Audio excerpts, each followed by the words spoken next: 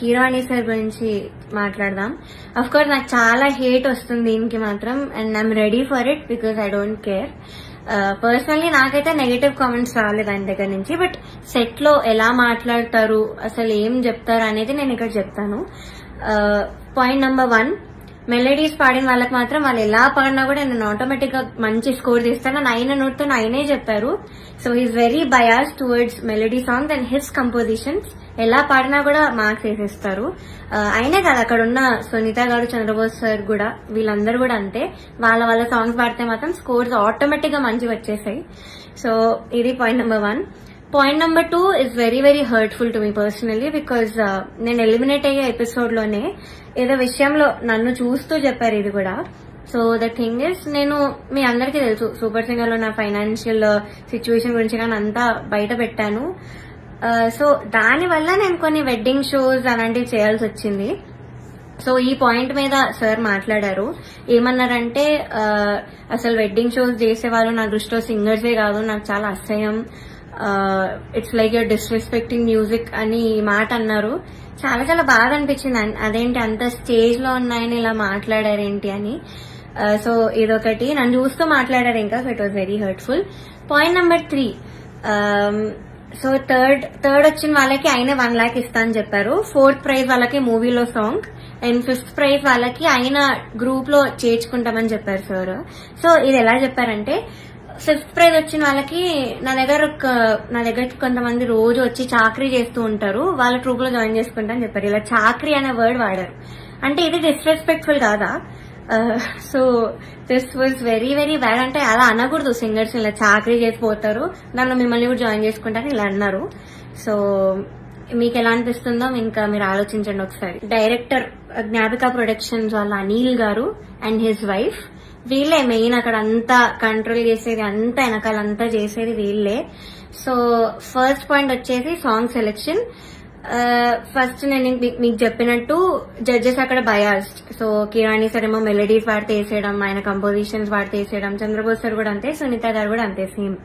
So ఇలా తెలిసేసరికి ఒక contestant కి మాత్రం ఓన్లీ వాళ్ళ సాంగ్ దే ఇచ్చారు, మోస్ట్లీ వాళ్ళ సాంగ్ దే ఇచ్చారు ప్రతి రౌండ్ లో. ఇంకో కంటెస్టెంట్ కి ఏమో నీకేమొచ్చో చెప్పు ఆ సాంగ్ ఇచ్చేస్తామని చెప్పి ఇలా ఇచ్చారు ఒక కంటెస్టెంట్ కి. సెకండ్ పాయింట్, ఆ కంటెస్టెంట్ ఒక రోజు రాలేదు అనేసరికి అంతా షఫుల్ చేసేసి ఎపిసోడ్స్ అని ఏదేదో చేశారు.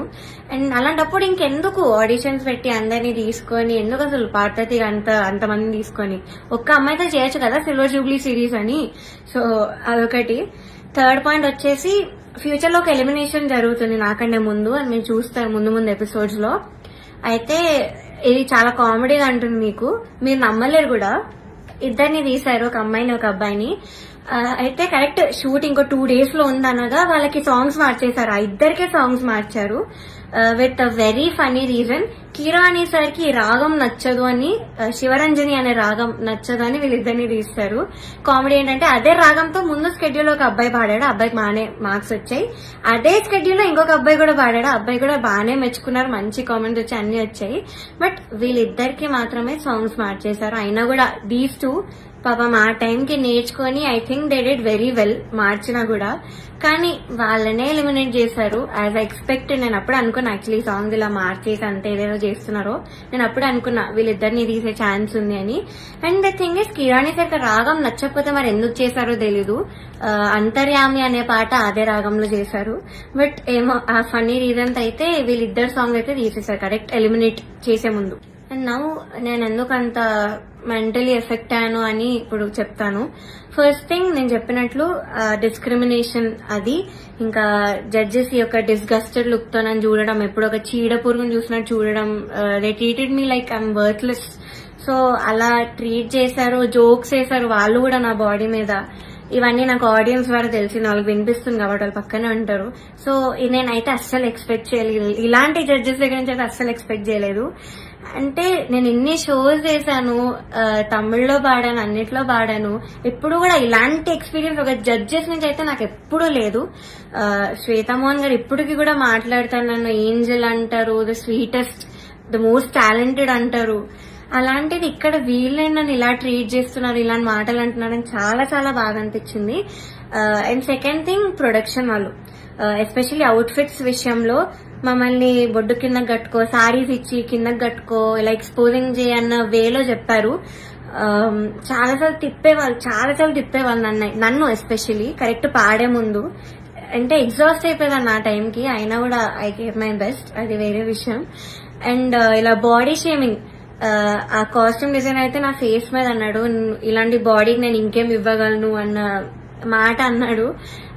ఏమో ఐ వాజ్ వెరీ వెరీ చాలా ఎఫెక్ట్ అయినాను మెంటలీ. ఈ విషయంతో మాత్రం సెల్ఫ్ ఎస్టీమ్ గానీ కాన్ఫిడెన్స్ కానీ అంతా లేకుండా పోయింది వీళ్ళనే మాటల వల్ల. అండ్ మీరు ఒకటి గమనించుంటే ఎస్పీబీ సార్ ఉన్నప్పుడు మాత్రం ఇలాంటి కుళ్ళు జోకులు, కామెడీలు, డాన్సులు చేయడం మాత్రం ఎప్పుడూ కూడా లేదు. మీరు ఒక్కసారి అన్ని సీజన్స్ రివైండ్ చేసుకొని చూడండి, నా సీజనే చూడండి 2017లో. కానీ ఎప్పుడైతే జ్ఞాపిక ప్రొడక్షన్ అనేది వచ్చిందో అప్పటి నుంచి ఇవన్నీ స్టార్ట్ అయ్యాయి. So they are the main reason ఈ పార్టతీగా ఇలా అయిపోవడానికి కారణం వాళ్ళే. మమ్మల్ని ఇలా డాన్సులు వేయమని, అదేవో కుళ్ళు జోకులు చెప్పమని. మీరు ముందు చూస్తారు, ఇప్పుడు ఎర్రని కొరదని గోపాలలో నేను చాలా డాన్స్ చేశాను. నెక్స్ట్ వచ్చే ఎపిసోడ్ లో కూడా డాన్స్ చేశాను, because I was forced to dance. So చేశాను. నేను ఇప్పటివరకైతే అంత డాన్స్ ఎప్పుడు చేయలేదు ఏ రియాలిటీ షోలో, కానీ చేశాను, మీరే చూస్తారు. అండ్ మాకు ట్రాన్స్పోర్ట్ లో ఒక కంటెంట్ మేనేజర్ మాత్రమే వచ్చేవాళ్ళు కార్లో, బికాజ్ మా ఇంటి పక్కన ఆయన కూడా ఉంటారు. సో సేమ్ వెహికల్ అయ్యేది. అండ్ ఆయన ఏం చెప్పేవాళ్ళంటే పర్ఫార్మెన్స్ చాలా ఇంపార్టెంట్, మీరు డల్ అప్పట్లో కాదు, మీరు అలా నించొని పాడితే ఎవరు చూడరు, అది అని ఆయన అన్నారు. And one more thing is, Janaki అమ్మ రౌండ్ జరిగింది.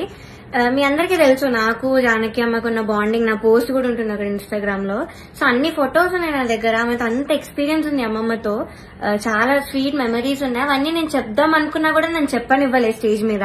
అండ్ నా ఫొటోస్, అంకుల్ ఇలా ఫొటోస్ వేస్తారా, సో నేను ఎక్స్పీరియన్స్ అంతా చెప్తాను, నాకు అమ్మమ్మ గురించి నేను మంచిగా చెప్దాం అనుకున్నాను అంటే కూడా నన్ను ఒప్పుకోలేదు. వేరే కండిషన్స్ అందరూ ఫీల్ అవుతారమ్మా అది ఇదని చెప్పి నన్ను ఆపేశారు. బట్ కె రాఘవేంద్రరావు గారి ఎపిసోడ్ అయింది మొన్న స్కెడ్యూల్ లో. అండ్ ధృతి is very very close to him, అక్కడ ఉన్న అందరితో క్లోజ్, జడ్జెస్ తో కూడా ఆఫ్ కోర్స్. సో ఆయన ఫొటోస్, తన ఫొటోస్ మాత్రం వేశారు అండ్ తనతో చెప్పించారు.